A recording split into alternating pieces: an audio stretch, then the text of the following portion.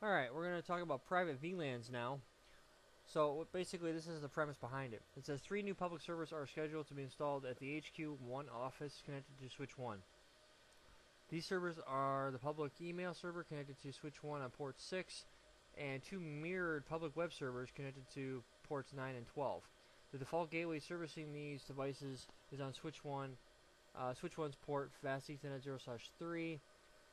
Since all these servers have public addresses, they are on the same subnet, but the design team has requested layer 2 filtering be configured between them using private VLANs. Implement their filtering request per the following specification.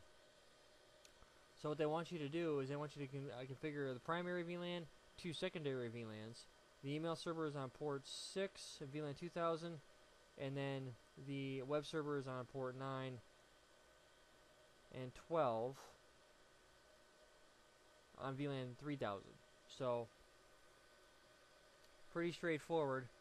Now, private VLANs can be kind of a difficult thing to play with, so I'm automatically going to jump down to the solutions guide to see exactly how they want us to do this.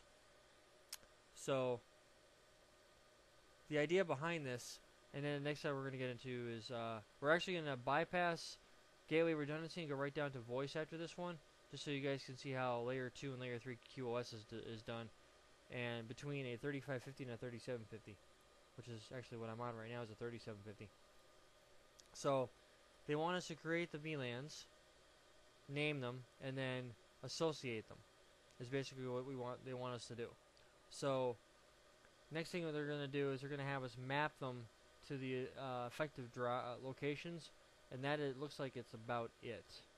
And then obviously the DMZ would be there, and then email and www, and you'd see the associations there as they sit.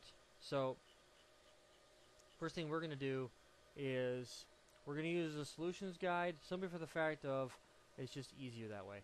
So if we do a show VTP status, we should be in transparent mode, which we are.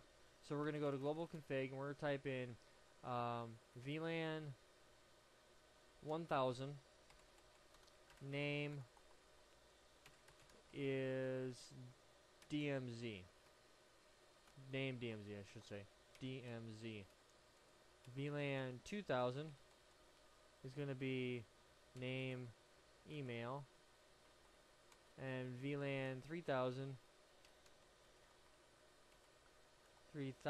is going to be name is www. So what we're going to do now is we're going to jump in here and we're going to go back to VLAN 1000 and we're going to say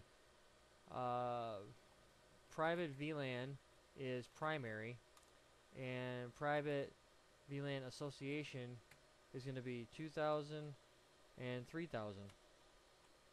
And we're going to go VLAN 2000.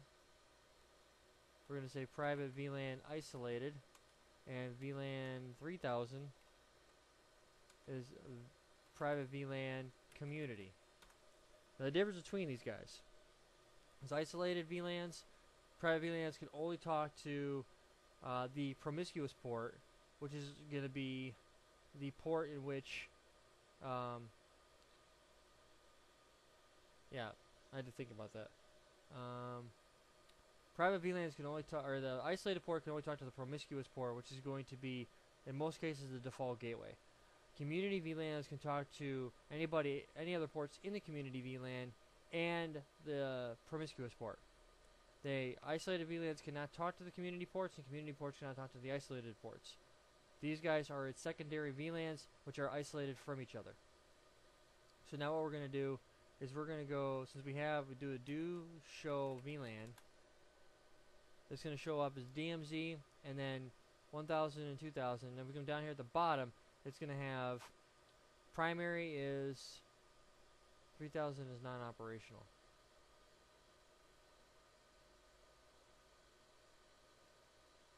That's probably because we haven't actually added anything to it. So what we're going to do is we're going to go to, scroll this down just a little bit here. We're going to go to, we're on switch 3.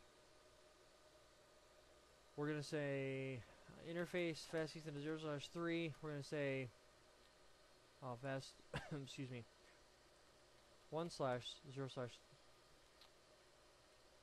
how did I do that? We're going to say switch port private VLAN. Oh, I bet you this is a trunk. Where does this guy connect down to? Router 3.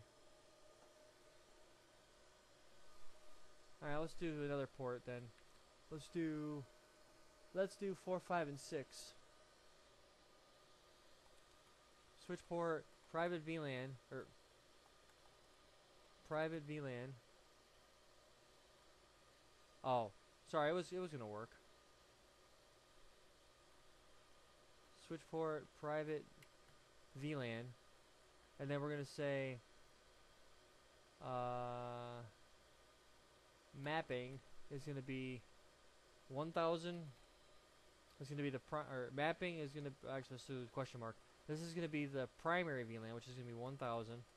Then we're gonna do a space question mark, and this is gonna be the secondary VLANs. So 2000 and 3000. 20,000 here. Wish I had $20,000. And then we're gonna have switch port mode private VLAN promiscuous. Then we're gonna go to with the up arrow 6, and we're gonna say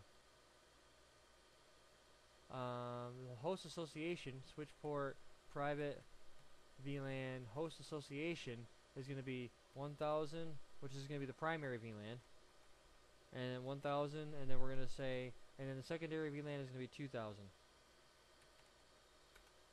and then we're going to say switch port mode private VLAN host, and then we're going to do the up arrow to this guy. This guy is going to be 9. And then we're going to do the same thing here. Host association is going to be 3000. And then we're going to do the mapping is going to be switch port mode private VLAN host. And then we're going to do 12. And then we're going to do host. And then host association is going to be 3000.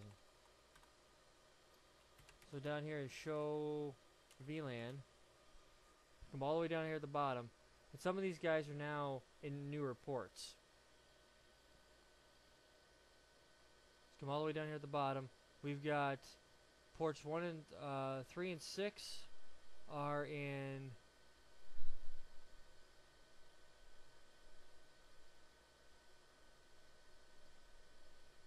okay. So let's see what the output is here. 3 and 6, that's working correctly, and then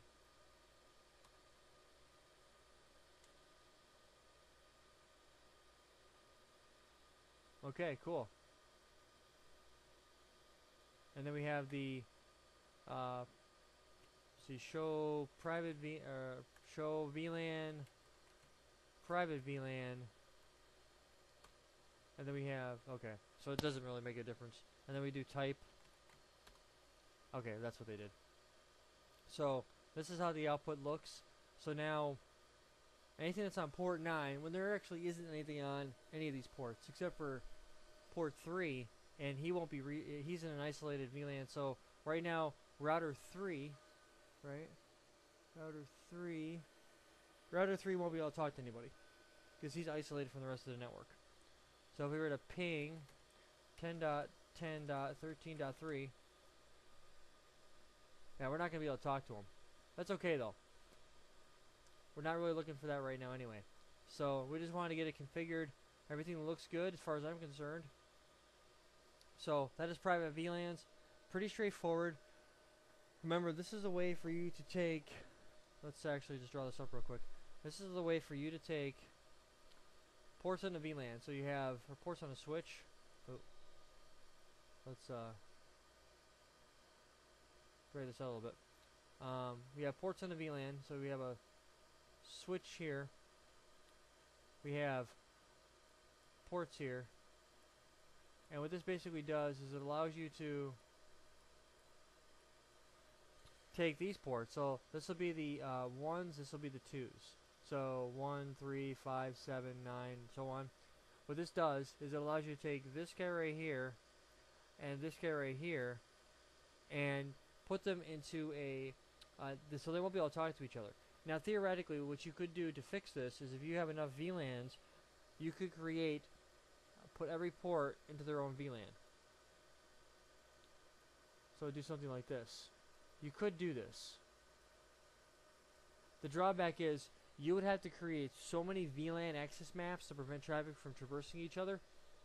Or what you could do is you could configure a MAC access list to allow only one MAC address there. That is extremely tedious because if this is like a hotel or an airport or something to that effect, the MAC addresses are always going to be changing. So the best thing for you to do is use private VLANs. They're automated, so whatever port connects into it, this port right here would only have access to one thing. In most cases, that's just going to be the internet. It's going to get it's going to get an IP address via DHCP. It's going to get DNS via DHCP, and it's probably going to be pointing out to global DNS. And then from there, this guy will only be able to talk to the internet. He won't be able to talk to any other port on this switch if it's an isolated port. If it is a community port, these guys will be able to talk to each other. So say for instance, these guys right here are community port. These guys will be able to talk to each other and the promiscuous port, whatever port that might be. So that's how private VLANs work. It's actually very straightforward, pretty easy, but some people have a hard time getting it. That's why I wanted to be a bit more specific on that. I hope this has been informative for you. I would thank you for viewing.